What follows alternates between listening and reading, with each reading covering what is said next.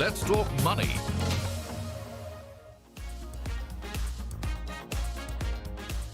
Hello and welcome to a brand new edition of Let's Talk Money. I'm your host, Surabhi Upadhyay. Guess what? This is the last Let's Talk Money episode of the current financial year. Yes, we are all set to say goodbye to FY25, so we thought we'll do it on a high. And if we're talking about highs in our investment portfolio this year, what better than the shiny yellow metal, the sparkling metal called gold? It has dazzled everyone, investors, market watchers and policymakers alike.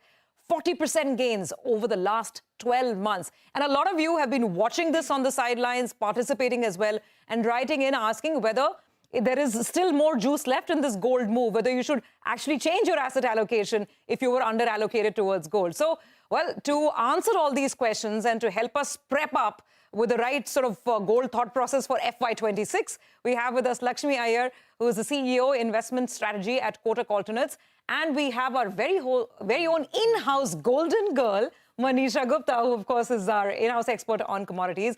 Ladies, what a pleasure it is to have both of you with us.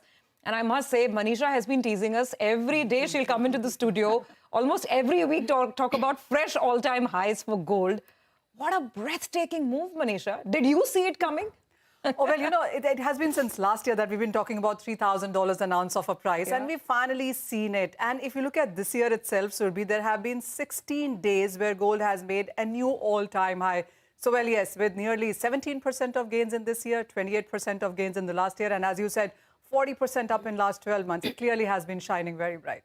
40%. I still can't wrap my head around that number. And you know what, Lakshmi, the thing is, and we did a show after this because I did the numbers at the end of the calendar year, 24. That time gold was up 30%. And the numbers teach you everything clear, right? So when people talk about asset allocation, it sounds like a lot of gyan. When you see equity down 5-6%, gold up 30%, you realize you should have done your asset allocation, right? What have you made of this massive move? No, so gold, I think it's time that it progresses from student of the year to being the guru. It is actually the guru of the world, not just any particular asset class, whether you look at gold in dollar terms, in pound terms, in rupee terms. I mean, you name the currency, I think gold is right there shining. And I was just joking with my colleague yesterday that gold is behaving like, you know, Amir Khan in that movie. Have you seen Lal Singh Chadda, where he says, "Main daudta gaya." I mean, it is just non-stop. The Forrest Gump of all asset classes. So true, so true. In the concrete jungle. And clearly, gold is thriving on Trump and tariff, which is the 3 T's of the piece today. And the uncertainty factor makes everyone, whether it is a retail investor or a wholesale investor or the central banks across the globe, make them, you know, kind of do a beeline towards gold because you just can't create gold out of thin air. No, absolutely, absolutely. You know, I just want to take a step back because a lot of our viewers probably are not watching the market on a day-to-day basis. So, Manisha, help us wrap our head around this because, you know, Trump came into the White House only in November. But this move has been in the making for the last 12 months, like we've said, right? Yes. So, yes, Trump and tariffs and uncertainty, all that is now. But what has really been happening in the market that's led to this humongous rise? Oh, well, absolutely. You know, Surabhi, a few things in the last couple of years, and one clearly has been the Russia-Ukraine war. Since that has been on, people have been putting their some part of their money into gold. So that portfolio diversification has been happening. And then, in turn, gold has been giving you returns, luring in more people there. It also has been about China's slowdown. And that whole conversation about de-dollarization, well, that was a major reason that you saw prices gain up. And most importantly, it has been about central banks buying 1,000 tons an year for last 3 years is what central banks have been buying gold in their reserves. Also, when you look at the RBI, we are holding 880 tons right now, and much of that buying really has come in the last couple of years itself. RBI did not buy for 5 or 7 years and then started buying in last couple of years. So big buyers is what banks have been. And then ETF buying started to come in, investment buying has started to come in as well. So there are more and more buyers coming in. This is really interesting. Lakshmi, your thoughts on this, that the central bank action that Manisha started, you know, with, because they are the biggest buyers in the market, right? Yeah. And like I said, this move has been building well before Donald Trump came to the White House. Sure.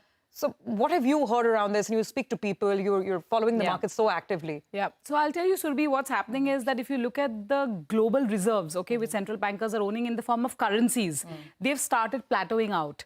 What does that tell you? It tells you that central bankers now want to diversify outside of currency, intuitively the dollar, because, you know, bulk of their currency holdings is in the form of dollar, and they want I would not say a substitute, but they want something to complement their currency portfolio. And that is the reason, forget India, China, you're seeing countries like Poland, Czech Republic, all of these countries also are trying to buy gold. So it's not just about, I would say that FOMO factor for the smaller central banks, probably the fear of missing out also is playing on that. And why not? When you're excessively dependent on one asset class, whether you're the central banker or you're a retail investor, it has its own peril. It's like balancing on a beam.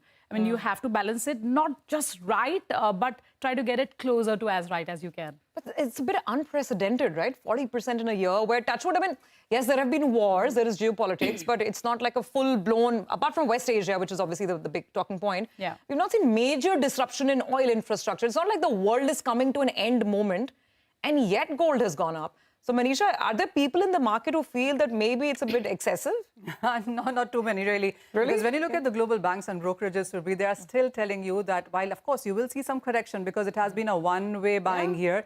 And corrections could come in up to 2,700, 2,500 as well. But then you also have 32 and 3,500, 4,000. I mean, I've read a report for $6,000 an ounce as well in the next 3-4 years. But let me remind you that 2015, and that is when the sovereign gold bond was introduced. Yes. In 2015, gold was at 2,500 rupees per gram, 2,500 rupees per gram. It's at 8,800 rupees a gram right now. So if you bought it in 2015 and people have been redeeming as well, I mean, that's the kind of gains people have taken off. Yeah, absolutely. I'm going to come to that because the sovereign gold bonds became best friends for many of us Indians, myself included, because the scheme was really so good. But Lakshmi, from here on, and we'll come to how to look at it from a personal finance angle in just a bit, but purely from a market positioning, do you think this is still a safe time to be making fresh investments to gold? So, there are two parts to it. Any asset class, whether it's listed equities, whether it's, bond rally or it's a precious metal rally, in this case, gold, everything has a cycle.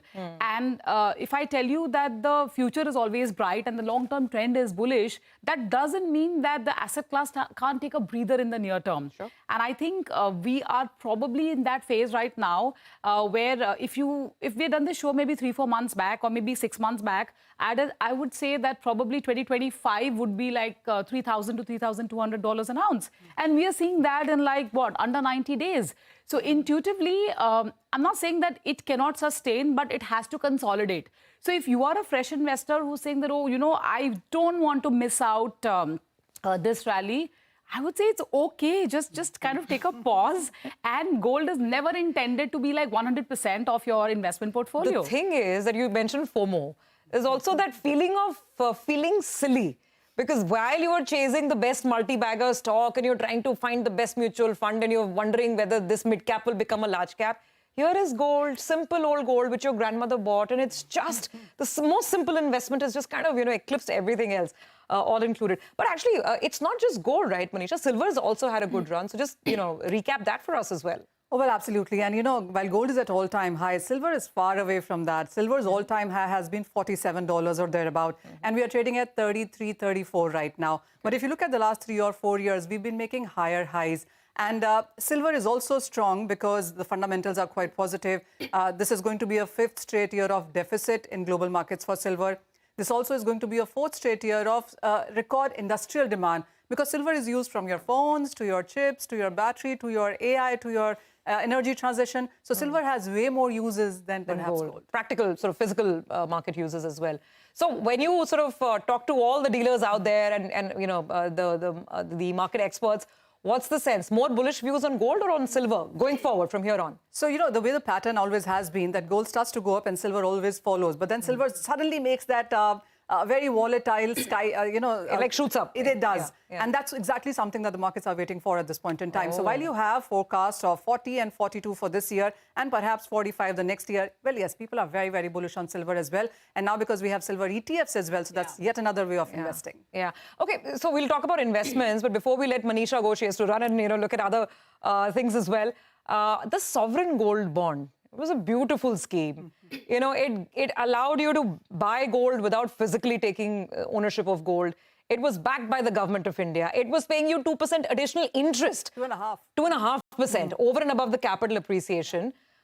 But it's over and done now, right? I mean, there are no tranches and nothing new from the government on this at all, right, Manisha? Yeah, right. The last tranche that we saw was in Feb 2024. We haven't seen anything after that. Yeah. So, the whole idea perhaps back in 2014-15 was that the gold prices will go higher, but not at the speed that it has really done. And that's perhaps the government also perhaps saw it as. So, but from where we stand right now and the way the gold is doubled just in last 2 years or so, it clearly has been not a very profitable view for a government there. But even more interestingly on this is that even as a lot of people bought sovereign gold bond, not too many of them have, pre-redeemed it in 5 years. Everybody is holding for those 8 years, getting in that 2.5% as well. And where the gold prices have run up, it has been perhaps the best of the schemes that we've seen. So I wrote an article recently which says, government's envy, but investors' pride. Oh, absolutely, absolutely. It's been a dream come true. And what can we say? We can only thank the government of India. Your thoughts? Do you have any hopes, Lakshmi, of this, in some form, this gold bond scheme comes back? See, there are no free lunches. How can there be free gold? I mean, if you're getting 2.5% extra, which is free, and your counterparty is Government of India, the beeline should have been much, much more than what we actually saw in the tranche collections. Yeah, I mean, we have to say that all good things have to come to an end. So it looks like, the beeline that now investors are making towards gold ETFs, you are actually seeing, the folios, increase month on month and the net sales being added, into the system. I think that's giving you a good hope, except for, if I remember, April, of this financial year, where the net sales were marginally negative. Gold ETFs have consistently seen positive net sales. And whenever the price shoot is higher, because I track that AMFI data, which comes every month, typically gold ETFs will draw in lots of money. Because people want to... I have a point to put here, because because the base is very low is the reason we've seen numbers grow up a lot. Yeah. But Lakshmi can throw light on this, because when you look at the overall AUM within mutual funds, gold ETFs isn't such a big thing. It's like a 1 to 2% perhaps. So, see, the industry is close to 65-70 lakh crores and the gold ETFs is just about 55,000 crores. But here's the deal, Manisha, we are educating investors to own paper gold, something which they're not going to see, touch, feel. That takes like light years to educate, and from there I hope not. No, I'm telling you, because the thing is that I've been part of these investor awareness programs. People want to touch and feel their gold, especially women. And what so happens is that now that last 2 years, for example, if you see folios which are under 50 lakhs are now touching almost 70 lakhs. Now again, bases are very small. 13 ETFs now are 19 ETFs. Yeah. So I think you're kind of catering to that demand as well, isn't it? No, but I have full faith in the brilliance in the mind of the Indian investor. The moment the investor figures that this is right and this is working, they're very quickly to lap it up. It's a question of just figuring it out. And I think for two asset classes, which is gold funds, gold ETFs, and REITs, we did a show on REITs as well, it's a matter of time when this really picks up and the awareness kind of grows. But thank you very much. We have to let Manisha go. By the way, Manisha, you personally are a big investor in gold as well. I am. Is it jewelry or is it investments? All sides. That's exactly what we were talking about, that when SGBs came, it wasn't that India's import of gold dipped any, because it was still 700 to 800 tons. Yeah. So people are buying gold always. We want to wear, we want to invest, we want to keep in the bank, we want to do everything with gold. True that. All right, we'll have to take a very quick break on that note, but the conversation continues on the other side. Now that you don't have the sovereign gold bond scheme, what is the next best way in which you can take exposure to this shining asset class?